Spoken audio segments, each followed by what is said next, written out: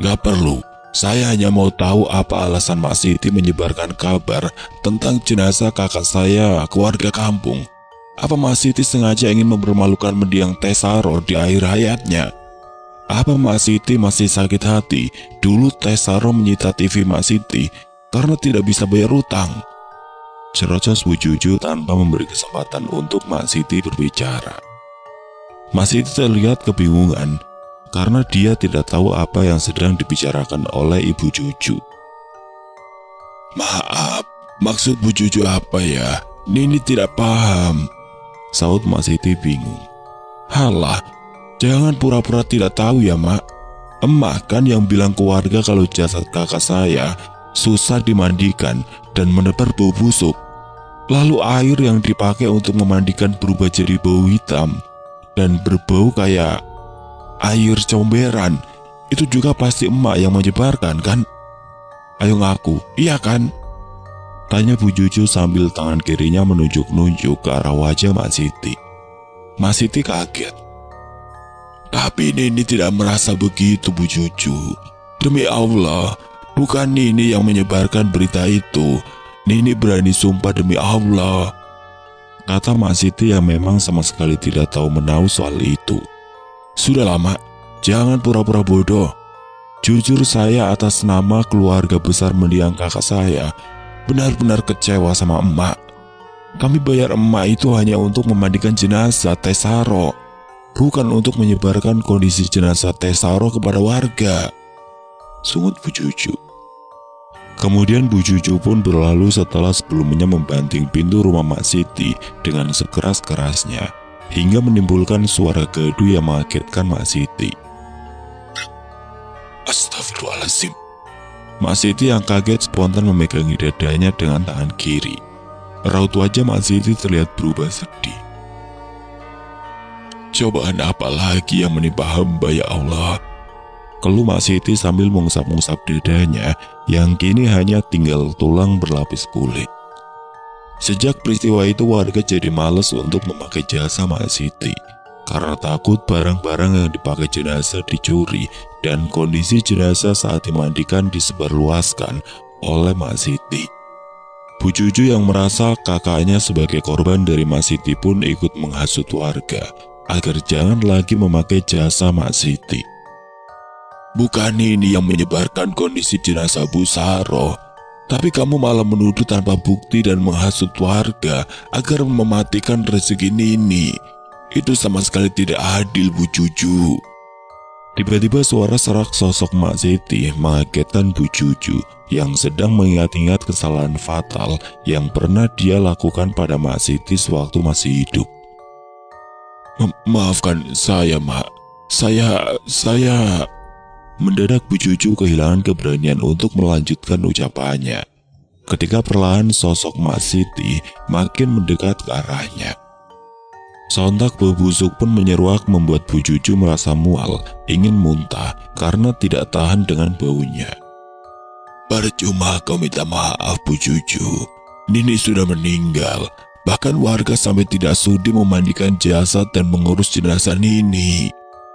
Suara arwah Mak Siti terdengar pelan, hampir menyerupai bisikan. Tapi tetap saja menggetarkan hati Bu Juju. Tubuh Bu Juju makin gemetar menahan rasa takut yang mulai mengintimidasi dirinya. Semua itu gara-gara kamu Bu Juju. Tiba-tiba suara sosok Mak Siti berubah jadi bentakan. Bu Juju makin dalam menundukkan wajah. Dia sama sekali tidak berani membuka mata.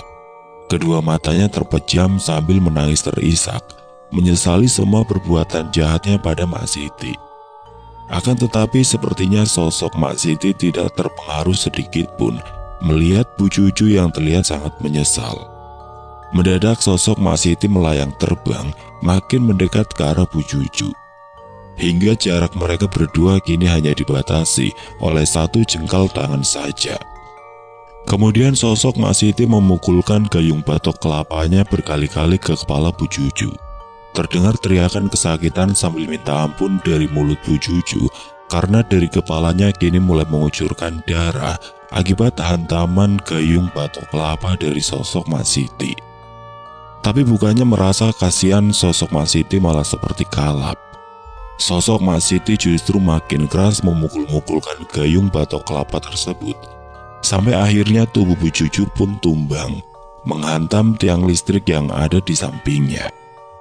Sesaat sebelum Bu Juju meregang nyawa, dia masih bisa melihat sosok Mak Siti yang tertawa terbahak-bahak dengan suara menggedikan bulu kuduk. Seolah-olah dia merasa sudah puas melampiaskan dendam pada Bu Juju. Kematian Bu Juju yang tidak wajar tentu saja membuat warga jadi makin ketakutan dan merasa diteror oleh sosok Mak Siti. Sejak saat itulah warga kedua kampung jadi makin takut untuk melewati jalan tersebut di malam hari. Jangankan di malam hari, bahkan saat sore pun mereka tidak berani. Ditambah lagi masih minimnya penerangan di tempat itu, semakin menambah seram suasana di sana. Bahkan tukang becak saja tidak ada yang berani menerima pelanggan, meski ditawari bayaran yang jauh lebih besar dari penumpangnya. Jadi Mak Siti ini dulunya adalah pemandi jenazah yang cukup disegani di kedua kampung tersebut. Tapi ada salah seorang warga yang merupakan murid Mak Siti yang juga sama-sama berprofesi sebagai pemandi jenazah, yang tidak suka melihat Mak Siti lebih disukai warga. Warga baru bernama Bu Lela tersebut diam-diam ingin merebut lahan rezeki dari Mak Siti dengan berbuat curang. Bu Lela memfitnah Mak Siti dan ingin menjatuhkan nama baiknya agar tidak lagi dipercaya warga sebagai pemandi jenazah andalan mereka. Diam-diam Bu Lela mencuri cincin pernikahan yang masih terpasang di jari manis mendiang Bu Nuni saat Mak Siti pulang ke rumahnya sebentar untuk mengambil gayung batok kelapanya yang ketinggalan. Lalu Bu Lela diam-diam juga menyelinap masuk ke dalam rumah Mak Siti yang memang tidak pernah terkunci untuk meletakkan cincin milik Bu Nuni tersebut di bawah tikar pembaringan Mak Siti. Bu Lela juga menghasut Tarman dan warga agar menggeledah rumah Mak Siti. Bu Lela begitu pandai menghasut warga dengan kata-katanya yang meyakinkan, hingga warga pun percaya begitu saja semua ucapannya. Bu Lela jugalah yang sudah menyebarkan gosip tentang orang yang dimandikan Mak Siti dan memfitnah Mak Siti. Kalau Mak Siti yang menyebar rumor itu, salah satunya tentang kondisi jenazah Bu Saroh yang berbau busuk seperti kotoran. Juga soal air untuk memandikan jenazah yang tiba-tiba berubah kotor dan hitam seperti air comberan, hingga Mak Siti pun tidak lagi terpakai jasanya oleh warga. Mereka semua tidak ada yang sudi menggunakan jasa Mak Siti untuk memandikan jenazah kerabatnya yang meninggal, karena tidak mau kejelekan jasad keluarga mereka tersebar. Mereka pun mulai beralih dengan menggunakan jasa dari Bu Lela. Mak Siti kini jadi makin susah untuk mencari nafkah, bahkan untuk makan pun dia susah. Sampai akhirnya Mak Siti pun meninggal karena kelaparan, dengan tempat tidur dari susunan bambu, beralaskan selembar tikar yang sudah rombeng, dan gayung batok kelapa yang selalu dia bawa. Beberapa hari setelahnya warga mengeluh bau busuk dan mereka pun menemukan jasad Mak Siti yang sudah membusuk dikerubungi belatung dan lalat hijau. Bu Lela tidak mau memandikan jenazah Mak Siti dengan alasan terlalu menjijikan dan berbau sangat busuk. Akhirnya warga pun sepakat untuk langsung menguburnya dengan cara menggulung jasadnya bersama tikar dan gayung batok kelapa miliknya. Tanpa dimandikan, dikafani, dan disolatkan layaknya mengurus jenazah pada umumnya. Sejak saat itulah arwah Mak Siti gentayangan, menuntut balas pada warga dan Bu Lela. Bu Lela pun sempat mendengar rumor jika orang yang bertemu dengan sosok Mak Siti dalam beberapa hari biasanya akan meninggal. Entah meninggalnya karena kecelakaan ataupun jatuh sakit, Bu Lela semakin ketakutan dan mulai dihantui rasa bersalah. Dia pun mulai hidup dengan penuh rasa ketakutan. Bu Lela sama halnya dengan para warga, jadi tidak berani keluar malam. Sampai akhirnya keserakahanlah mengantarkannya dalam ajal. Bu Lela tadinya selalu menolak untuk memandikan jenazah di malam hari. Akan tetapi pada satu malam, seorang keluarga kaya pemilik peternakan sapi yang bernama Pak Heri, istrinya baru saja meninggal jam 21 malam sehabis melahirkan bayinya. Pak Heri menawarkan Bu Lela dengan bayaran 3 kali lipat dari upah biasanya, asalkan dia mau malam itu juga memandikan jasad istrinya. Bu Lela yang silau oleh banyaknya upah yang nanti akan diterima dari Pak Heri, akhirnya memberanikan diri untuk keluar malam. Namun naas, di tengah jalan sosok Mak Siti muncul dan menghadangnya. Bu Lela yang ketakutan mencoba berlari secepat mungkin, tapi tetap saja sosok Mak Siti mengejarnya. Sambil terbang dengan rambut putih panjang berantakan yang terurai dan membawa gayung dan tikar, lalu sosok Mak Siti tiba-tiba sudah muncul di depannya. Bu Lela makin ketakutan sambil berjalan tersurut ke belakang, terus memohon ampun kepada sosok Mak Siti. Arwah Mak Siti meminta Bu Lela untuk mengakui semua perbuatannya di depan semua orang. Bu Lela yang sudah ciut nyalinya menyanggupi permintaan sosok Mak Siti.